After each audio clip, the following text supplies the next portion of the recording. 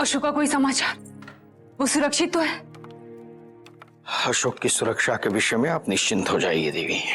फिर वो अभी तक आया क्यों नहीं है? कहीं वो किसी संकट में तो नहीं? वो सत्य की खोज पर निकला है देवी, और सत्य के मार्ग पर चलने वालों का मार्ग कितना भी कठिन, कितना भी संकटपूर्ण क्यों ना हो, किंतु अंततः सफलता उन्हीं को मिलती है। ये शिक्षा आप ही ने तो उसे दी है। आचार्य, क्या वो इस सत्य को स्वीकार कर पाएगा? कहीं सत्य में छिपे मीर की क्रूरता अगर उसे ज्ञात हो गई तो मुझे भय है कि वो... आपने जो उसे संस्कार दिए हैं उन संस्कारों पर विश्वास कीजिए, और जितना आप समझती हैं उससे कहीं अधिक परिपक्व है अशोक। मैंने आपको वचन दिया है, उसकी सुरक्षा का उत्तरदायित्व मेरा है। निश्चिंत हो जाइए। आप रानी शुभरसी के पास जाइए, इससे पूर्व कि आपकी अनुपस्थिति पर किसी को संदेह हो।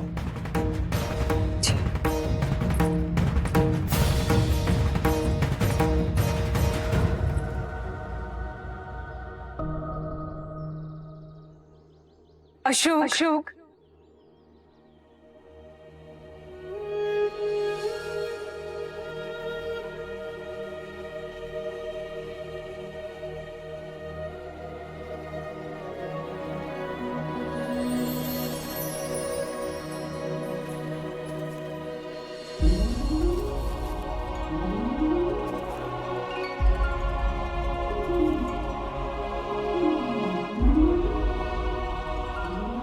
माँ,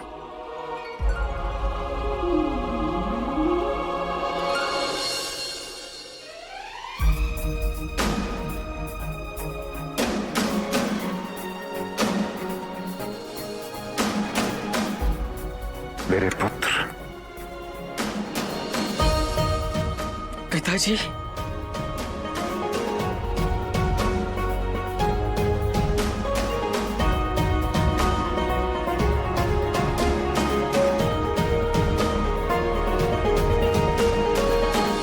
पिताजी।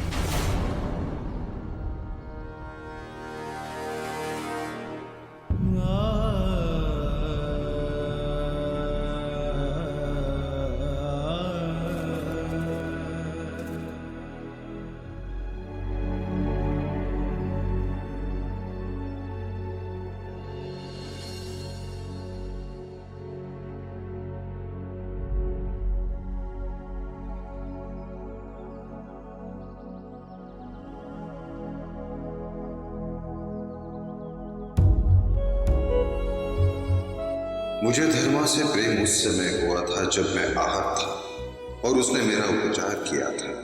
एक दिन मैंने उसे कुछ बच्चों को पढ़ाते हुए देखा। इस कहानी का सार यही है, हम मन को जिस विचारों से पोषित करते हैं वैसे ही हमारे कर्म हो जाते। हिंसा करना सरल, क्रोध आया, ईर्ष्या हुई, घृणा हुई, अहंकार हुआ, कहीं भी वर्चस्व को चुनौती मिली तो बस शस्त्र निकल आते। किंतु अहिंसा बहुत कठिन, क्योंकि अहिंसा उदारता का मार्ग है, क्षमा का मार्ग है।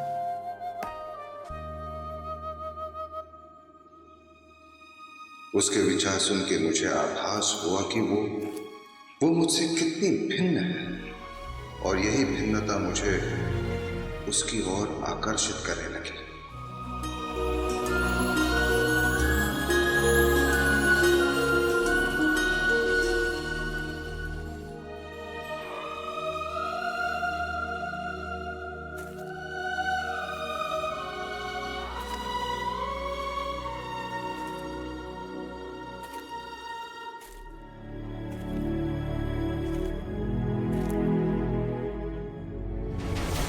सम्राट, मैं बहुत भाग्यवान हूं कि आपकी सेवा करने का अवसर मुझे मिला। अब आप पूर्णतः स्वस्थ हो गए। जाइए, आपके साम्राज्य को, आपकी प्रजा को आपकी आवश्यकता है।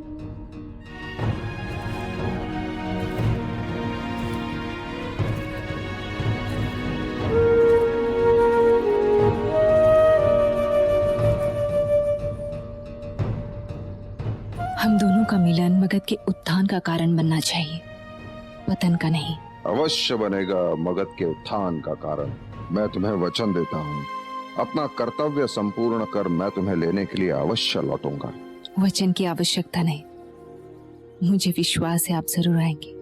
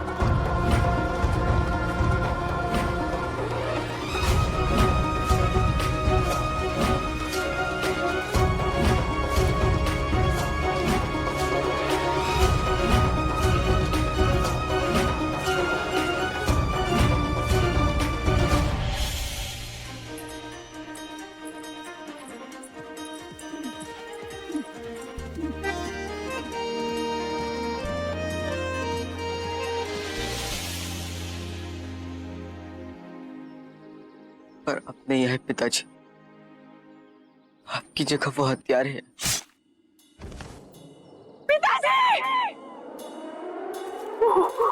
बहुत बड़ी बड़ी तलवारें लेके आए थे घोड़ों पर। उस समय वो गर्भवती थी।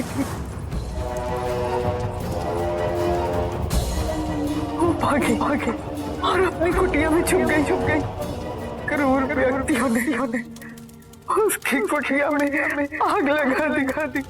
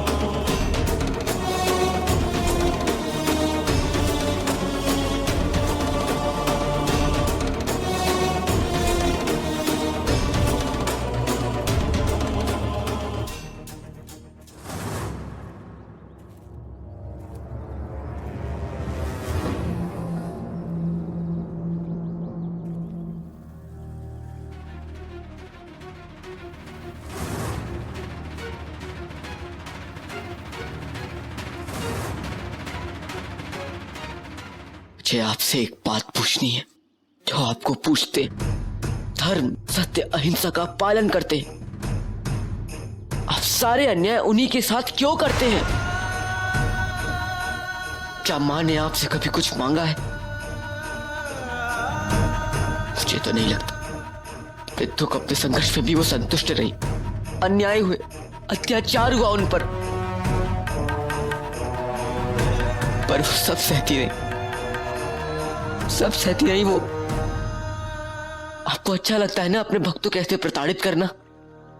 अत्याचारी, क्रूर व्यक्ति शक्तिशाली बनते गए, समृद्ध होते गए।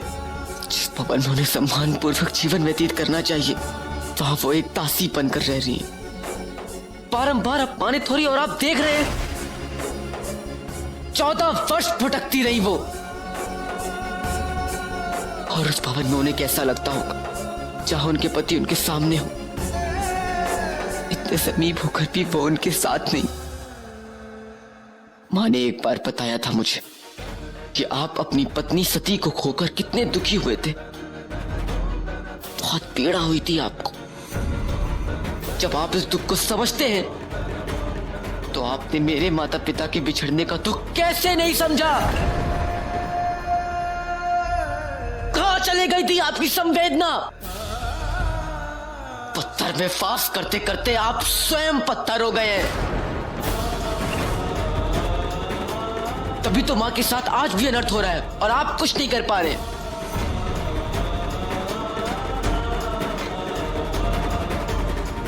और ऐसे पत्थर की मुझे कोई आवश्यकता नहीं है।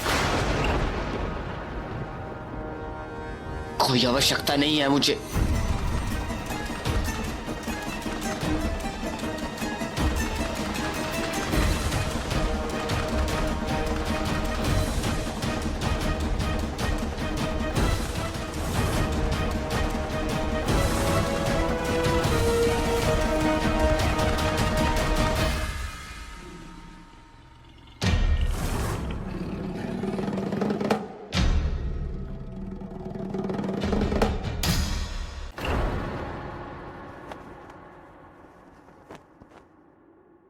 हमारी योजना सफल हो रही है।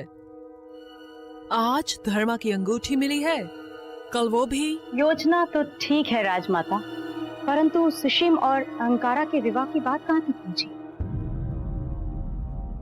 हमने बीज दबो दिया है बिंदुसार के मन में।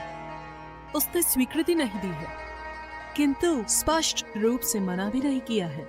अच्छा है, हमें समय मिल जाएगा बिंदुसार को ये विश्वास दिलाने का कि सुषम का सुख अहंकारा में है। उन दोनों को समीप लाने का कार्य आरंभ करो। हम अहंकारा को आज ही सुशीम से भेंट करने के लिए कहेंगे।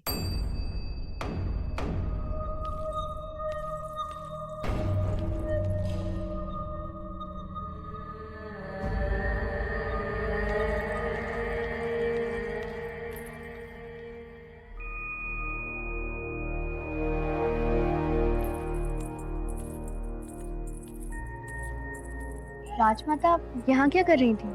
आपके और सुशीम के विवाह के बारे में बात करने आई थी। क्या? उन्हें किसने अधिकार दिया मेरे जीवन के बारे में? ये प्रस्ताव हमने ही रखा था उनके सामने। हम चाहते हैं कि आप सुशीम से विवाह करें। नहीं, ऐसा नहीं हो सकता। मैं सुशीम से विवाह नहीं करूंगी।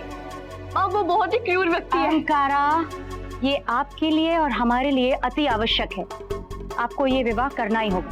माँ, आपको पता भी है कितनी घृणा करता है वो मुझसे, मारना चाहता है वो मुझे। आया था वो तलवार लेकर।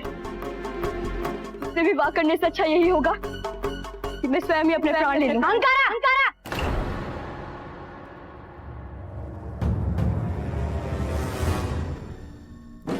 एक माँ और एक रानी में यही अंतर है। माँ अपनी संतान के बारे में पहले सोचती है, परंतु एक रानी अपनी प्रजा के बारे में। आप आज ही सुशीम से भेंट करेंगे और उसका हृदय जीतने की प्रक्रिया पुनः आरंभ करेंगे। आदेश समझिएगा इसे हमारा।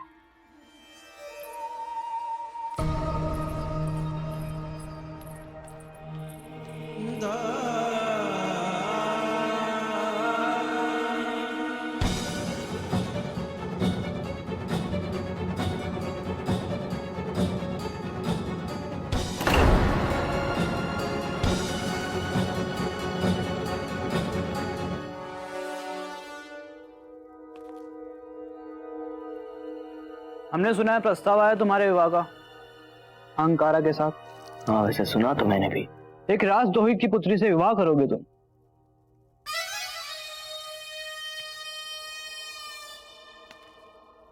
पहली बार जब इस प्रस्ताव के बारे में मैंने सुना था, मैं भी उसके विरुद्ध था। फिर मैंने सोचा ये अच्छा ही तो, शत्रु की पुत्री को हमारे दयालु पिताजी महाराज क्षमा कर मुक्त कर दे। इससे अच्छा है कि अहंकारा यहीं रहे, मुझसे विवाह कर, ताकि उसके जीवन का हर एक दिन, हर एक क्षण में नर्क बना सको, और वो भी पूरे अधिकार के।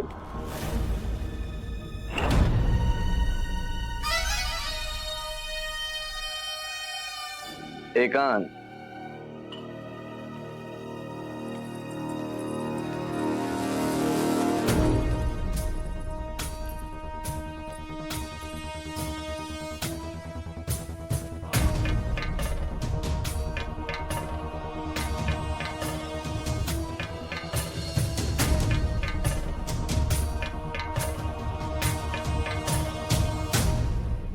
मैं मदिरा पान नहीं करती।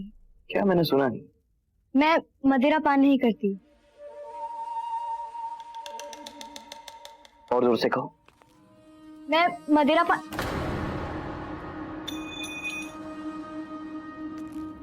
मुझे मना करने की गलती दोबारा मत करना, समझी?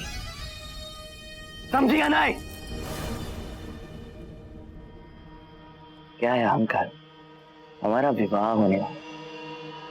अब पत्नी का यह परम धर्म है कि वो विवाह के 7 वचन निभाए, उसका पालन करे। तो उसमें से एक वचन ये भी है कि वो अपने पति को प्रसन्न रखे, है ना? यदि मेरी प्रसन्नता इसमें है कि तुम पियो, तो तुम पीना तो होगा, भले ही वो मदिरा हो या विष, पीना तो तुम्हें पड़ेगा। क्यों ऐसा कर रहे हो तुम मेरे साथ? हाँ, कुछ ही समय के लिए सही, हम दोनों ने एक दूसरे से प्रेम किया था और वट सावित्री के दिन मैंने तुम्हारे लिए पूजा भी की थी। क्या तुम भूल गए? कुछ नहीं भूला हूं, कुछ भी नहीं। इसी प्रेम के आधार पर तो तुमसे कह रहा हूं। पियो। नहीं पीना? मैंने तुमसे क्या कहा था? मुझे मना मत कर, कहा था ना मैंने? लो पियो।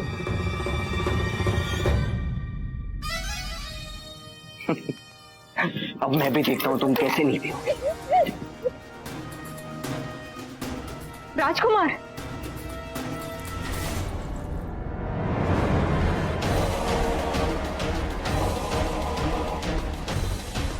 क्या चाहिए? जी वो मैंने कुछ गिरने की आवाज सुनी।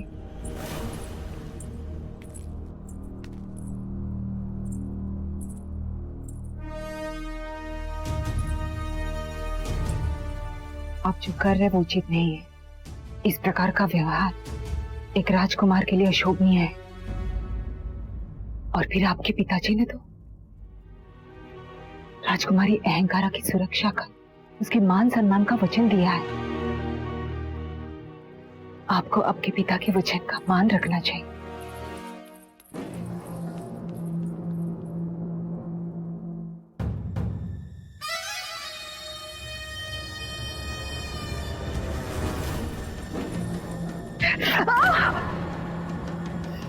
दासी है, दासी बनकर है।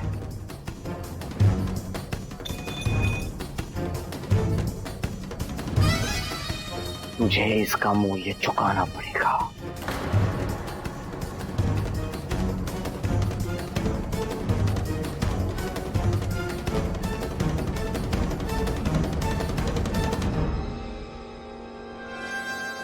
अशोक,